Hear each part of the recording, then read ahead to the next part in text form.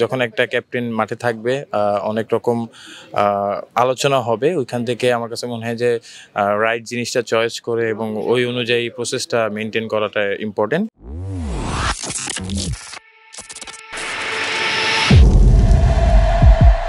বর্তমান প্রজন্মের মধ্যে সোহান শুধু ব্যাট বা উইকেট কিপিং নয়, তার ক্যাপ্টেন্সি স্কিল দিয়েও বেশ নজর কেড়েছেন।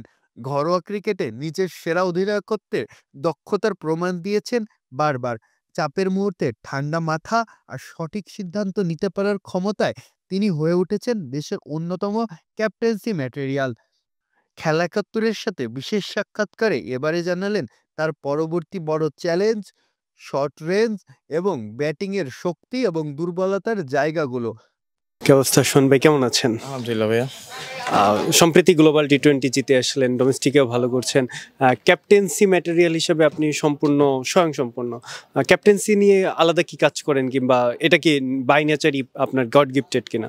না, এরকম কিছু না। দেখেন, টিমের প্লেয়াররা যখন আপনাকে সাপোর্ট করবে তখন একটা ক্যাপ্টেনের জন্য কাজ অনেক ইজি হয়ে যায়। তো আমার কাছে মনে হয় যে রংপুর রাইডার্স যে টিমটা আমরা আছি সবাই অনেকদিন ধরে একসাথে খেলছি এবং সবার ভিতরে বোঝাপড়া খুব ভালো এবং মাঠেও আমাকে সবাই সহায়তা করে এবং আমার কাছে মনে হয় যে ওই জিনিসটা আমরা টিম হিসেবে করতে পারতেছি এবং পুরো বিপিএলও চেষ্টা থাকবে যাতে আমরা এইভাবেই কন্টিনিউ করতে পারি এবং আমার দিক থেকে এটা অবশ্যই একটা চ্যালেঞ্জিং ক্যাপ্টেন হিসেবে, বাট আমি উপভোগ করতেছি এই চ্যালেঞ্জটা।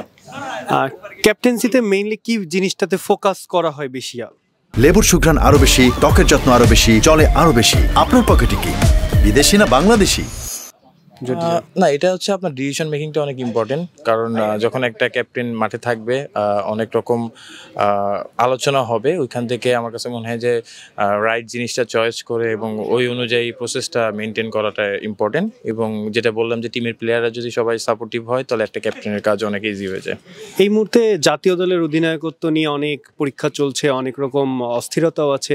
জাতীয় দলের ক্যাপ্টেন্সি নিয়ে কি ভাবনা আছে কিনা? না ভাই, এরকম কোনো চিন্তা ভাবনা, যেহেতু বিপিএল চলতেছে অবশ্যই ফুল ফোকাস বিপিএল নিয়ে এবং আশা করবো যাতে আমরা এজ এ টিম হিসেবে ভালো করতে পারি। এটাই বিপিএল এ রংপুর রাইডার্স তো সবসময় অনেক শক্তিধর একটা টিম হয়। বিপিএল এ অন্য কোনো দলকে বেশি চ্যালেঞ্জিং মনে হচ্ছে কিনা, নাকি নিজের দলের উপরই পূর্ণ আস্থা আছে আপনার? না, এখানে দেখেন সবকটি দলই অনেক ভালো। টি20-তে আমার কাছে মনে হয় যে টিম যে টিমই হোক, পার্টিকুলার ডেতে যারা ভালো খেলবে তারাই আসলে ভালো টিম এবং তারাই জিতবে। তো এখানে সব টিমগুলোই ভালো এবং মাঠে যেটা বললাম যারা যেদিন ভালো পারফর্ম করবে তাদের দিকে যাবে। অবশ্যই আমরা টিম হিসেবে ভালো করার চেষ্টা করব। আপনার দলে নাহিদ রানা আছে, আজিজুল হক, তামিমরা আছে, তরুণরা আছে, তাদের নিয়ে কি প্রত্যাশা?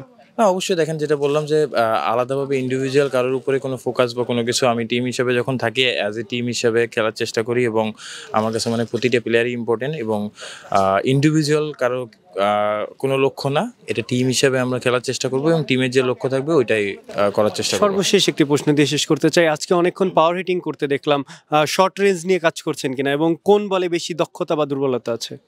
এটা দক্ষতা বা দুর্বলতা না, অবশ্যই প্র্যাকটিস করি এবং প্র্যাকটিসের পার্টিকুলার যেটা প্রসেস থাকে ওইটাই মেনটেন করার চেষ্টা করি।